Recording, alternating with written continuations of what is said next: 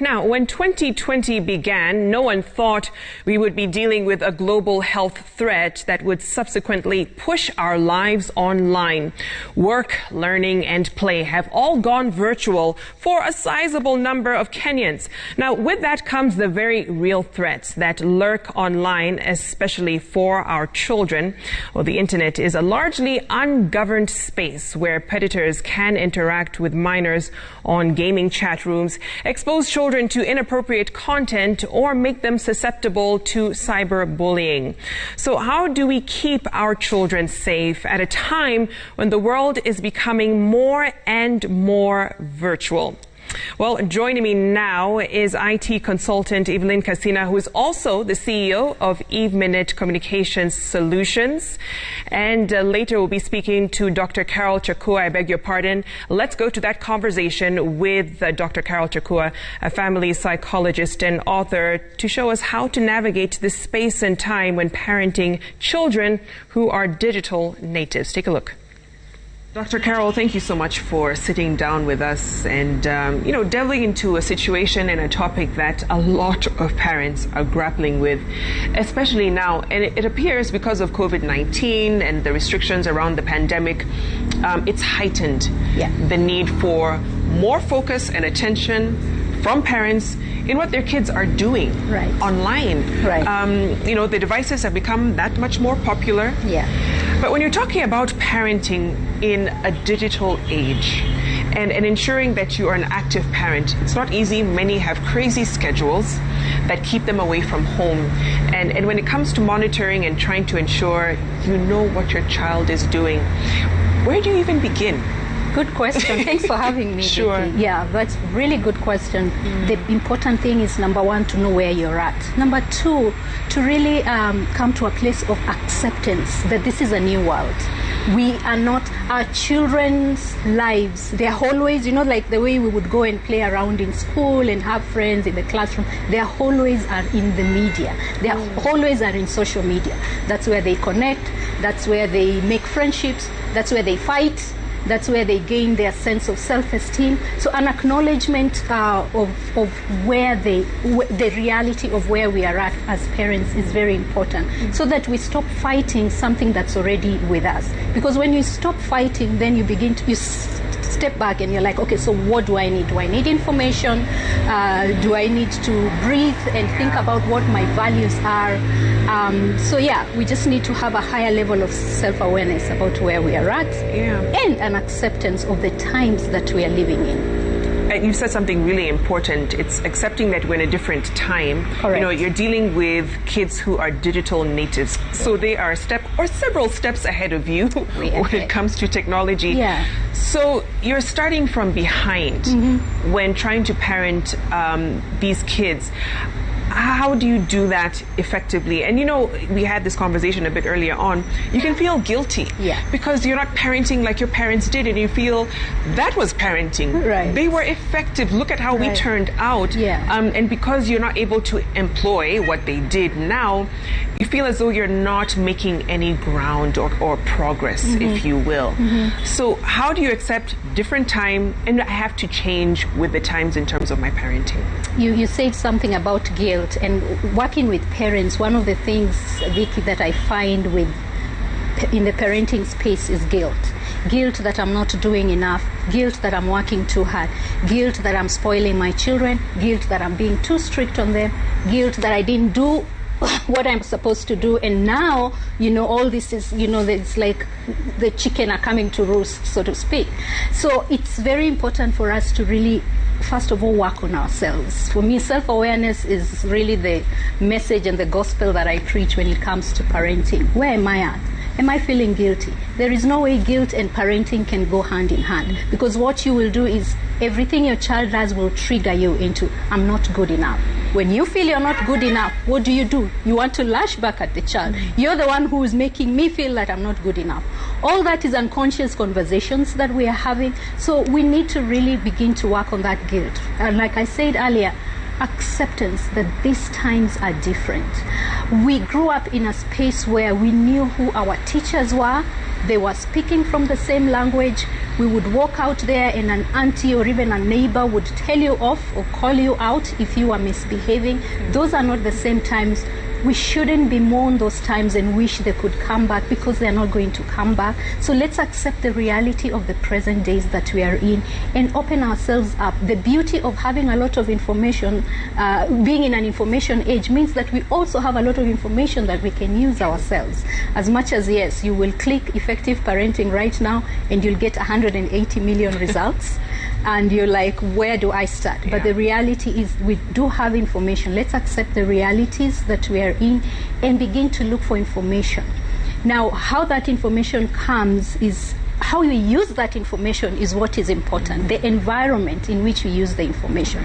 So do we spank? Do we do timeout? Do we withdraw privileges?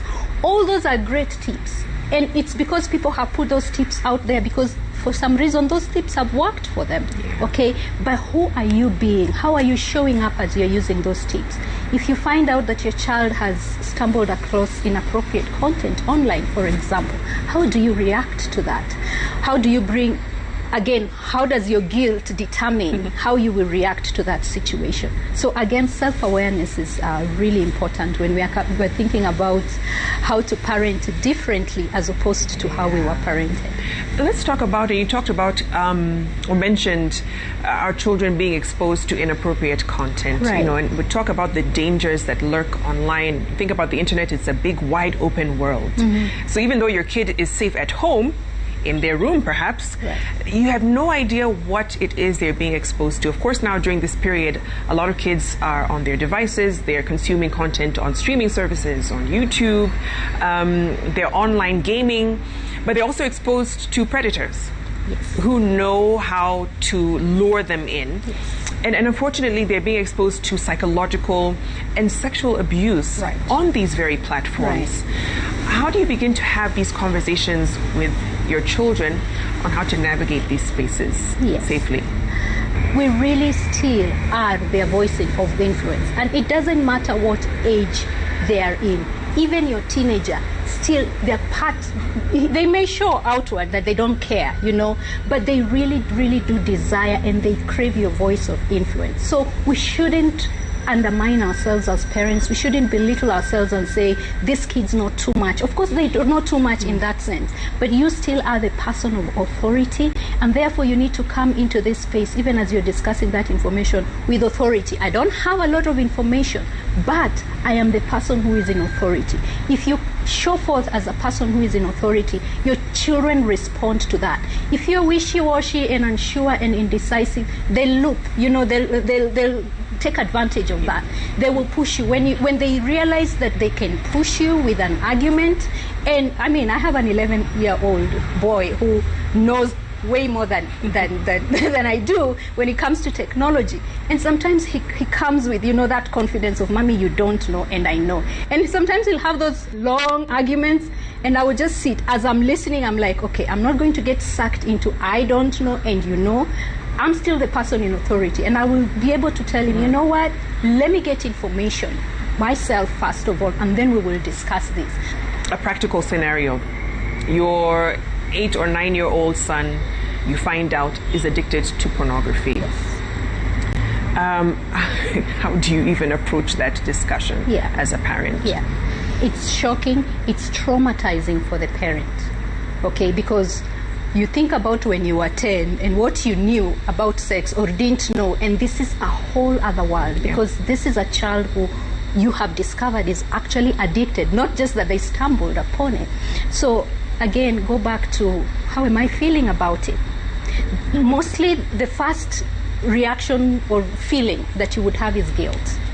Where was I when this happened? I must have been too busy, you know. So you have all this information. I mean, these thoughts that are coming, and you, that again is not a healthy space to do anything. So if you need to forgive yourself, you need to let go of the guilt. Please do that before you actually address, the issue with your child. That is number one. Number two, I think the best. It's important for you to know that that child, they are addicted, but they are also traumatized. So rather than come at them, where did you get this? Give me information and all that. Begin to come alongside them. Realize that they are traumatized. And trauma means that you need to provide a space for this child to talk about the entire story from the beginning to the end, or whether, even if they don't do it in sequence, but just really talk about where they are at, what they saw. And the question is, as a parent, do you have the emotional capacity to take in all that? You need to be able to have that.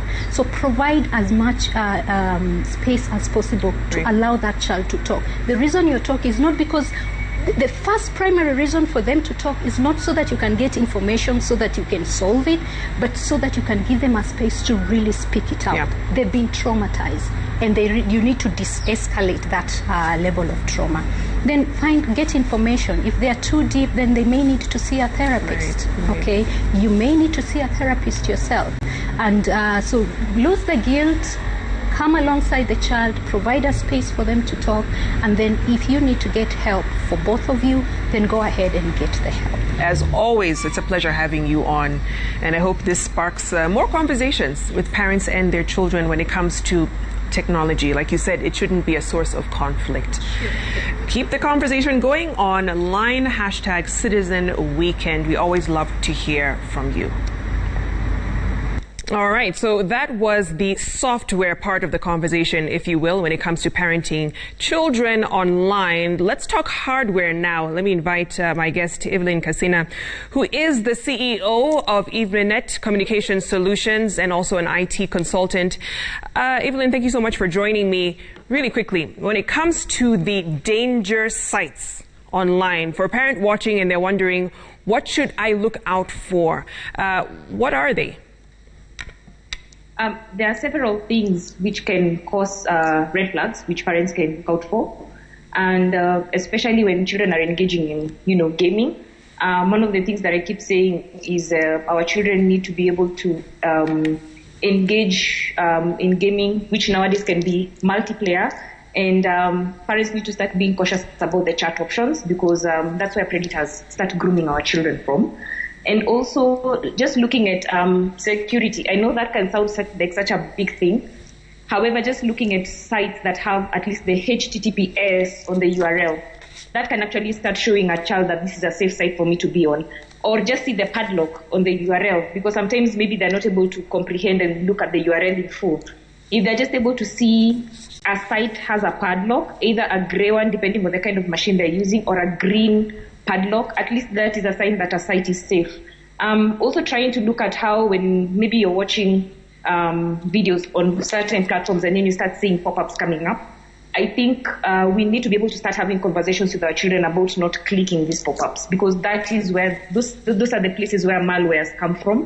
And when they start seeing things like you have won an iPhone, or you have won some money, and somebody's asking you for some details about yourself, and they keep putting that in, those are some of the dangers that I think parents need to start deliberately having conversations with their children about to keep them safe. Yes. So what are some of the measures, one can take if it's, putting the firewalls you're talking about, or maybe some passwords to ensure your child doesn't get into sites they're not supposed to? What are out there in terms of maybe apps as well? Well, there are quite a number of apps that right now are available in the market that can ensure that you at least keep safe online. I use two very frequent apps. I use one called Studio that helps me manage screen time from my children. One of the best things I love about this particular app is that when I have set screen time for my child between 4 to 5 p.m., at 5 p.m. sharp, they are able to be logged out of the machine. Yeah, and another site application that I really love is called Bitdefender, and that is a site that actually enables me as a parent whitelist the sites that I want my children to engage in, but most importantly also just blacklist all the sites that I feel are unhealthy for my child to engage in. So it gives me the firewall protection and also gives me an antivirus option, which of course sometimes, because we can go into sites and we're not very sure whether they're safe or not, at least the antivirus is able to caution me and tell me that you're going into an unsafe site, or there is a malware, or you're going into a VPN site. But one of the things right now that I think we need to also start engaging internet providers is to try and put mandatory firewalls at the last mile where internet is coming into your home, because not very many people actually understand how firewalls work. Maybe some people might not have the financial capacity to have access for things. And we can already see the internet uptake has really gone up, especially within this dispensation of COVID-19. So if we can have ISPs, through the Communications Authority of Kenya, have firewalls that are mandatory put at the last mile of the internet, at least most parents will be safe, because internet that is sieving through your house is already being filtered through a firewall. So will that deal with issues like pornographic sites, for instance?